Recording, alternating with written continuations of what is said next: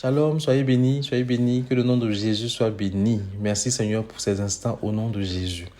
Bien-aimés, on se retrouve aujourd'hui pour une autre œuvre de la chair. Et excusez parfois les fautes de conjugaison et tout là qui se glissent. Au fait, dans l'élan, je me lance et puis bon, je peux me tromper. Donc veuillez bien m'excuser pour ces fautes grammaticales et de conjugaison et autres là qui peuvent arriver. Voilà, que le nom de Jésus soit béni. Aujourd'hui, on va parler de l'impureté. Voilà, l'impureté, bon, tout le monde sait ce que c'est que l'impureté. Quand on parle d'impureté, c'est qu'il y avait une pureté. Donc, quand on dit il y a impureté, c'est qu'il y a quelque chose qui a été pollué, quelque chose qui a été souillé, quelque chose qui a été altéré, quelque chose qui a été corrompu par des éléments étrangers. Donc, l'impureté, c'est le caractère juste de ce qui est pollué. Voilà. Quelque chose qui était pur, qui a été pollué, souillé, altéré. On appelle cela de l'impureté. En général, ça a été pollué, cette impureté-là arrive par le fait des éléments étrangers. Amen. C'est pour cela qu'on peut dire aussi que nos pensées impures nous souillent. Vous savez, quand on a des pensées impures, ça nous souille.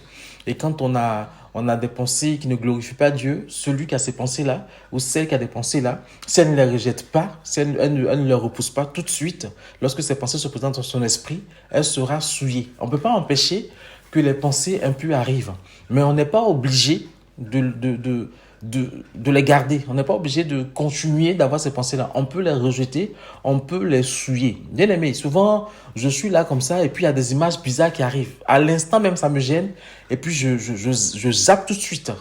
Dieu nous donne ce pouvoir-là de le faire. Donc, c'est ça aussi l'impureté. Quand les pensées impures sont présentes dans notre esprit, il faut les repousser, il faut les chasser tout de suite. Amen. Ce sont l'impureté, c'est aussi des actes contraires à la parole de Dieu, à la parole de Yahvé.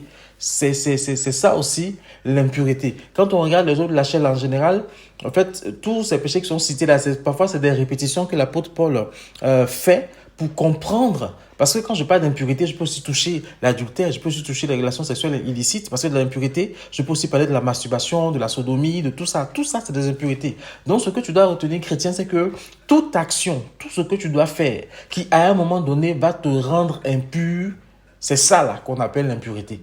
Amen. Si tu sais que aller en boîte de nuit va te rendre impur, tu n'y vas pas. Si tu sais que aller voir tel ami, quand vous êtes ensemble, tout ce que vous faites là, ça te souille, donc ça rend ton être impur, tu n'y vas pas. Amen. C'est aussi apprendre en tant qu'enfant de Dieu à s'éloigner de toute situation qui pourrait nous polluer en tant qu'enfant de Dieu. Bien aimé, il y a quelqu'un qui allait voir une autre personne. Et quand elle est arrivée chez cette personne-là, la porte n'était pas fermée, elle est rentrée. Et quand elle est rentrée, elle a vu une image de pornographie. Cette personne-là, qui était chrétienne, qui avait des pensées pures, est restée pendant des jours à lutter pour enlever ces images-là de son esprit.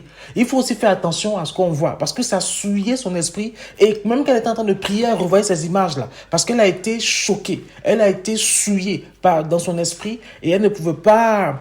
Elle a eu du mal, mais Dieu a permis qu'elle puisse oublier ça. Donc faisons aussi attention. Ce que nous voyons peut nous souiller. Ce que nous faisons peut nous souiller. Les personnes avec qui nous sommes peuvent nous souiller. Ce qu'on entend peut nous souiller. Il faut vraiment faire attention. Les écologistes disent qu'on vit dans un monde où tout est pollué. Bientôt, on nous dit même de ne plus rien faire, d'attendre juste la mort.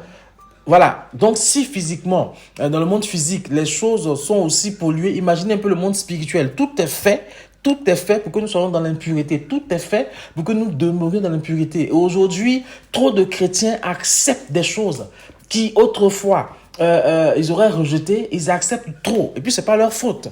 Nous, pasteurs, nous, prophètes, nous, évangélistes, nous, docteurs, nous, apôtres, on leur fait comprendre que ce n'est pas grave. Ce qui n'est pas grave, c'est que la mauvaise pensée arrive. Ce qui n'est pas grave, c'est que tu poses un acte impur. Ce qui n'est pas grave, c'est que tu tombes. Mais ce qui est grave, c'est que quand tu tombes, tu refuses de te relever. Ce qui est grave, c'est que ces pensées impures-là, tu les laisses demeurer dans ton esprit. Ce qui est grave, c'est que l'acte impur que tu as posé, tu ne te réponds pas. C'est ça qui est grave. Ce qui est grave, c'est toutes ces impuretés qu'on laisse entrer dans nos vies si facilement et qu'on finit par accepter. Amen. Si tu peux t'asseoir pour regarder 10 films sur Netflix et que tu ne peux pas t'asseoir pour écouter juste une exhortation de 15 minutes, il y a un souci.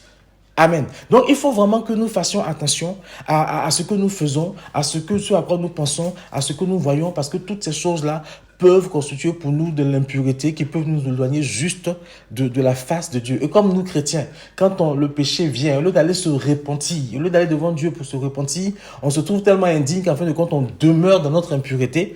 Ça aussi, c'est pas bien. C'est pour cela que, pour ne pas avoir ce genre de comportement-là, autant faire tout ce qu'il faut pour éviter d'être impur devant la face de Dieu. Que le nom de Jésus soit béni. Et puis, je prie vraiment que tout ce qui autour de nous est susceptible de nous rendre purs, Dieu nous donne la capacité et la force de pouvoir nous en éloigner au nom puissant de Yeshua HaMashiach.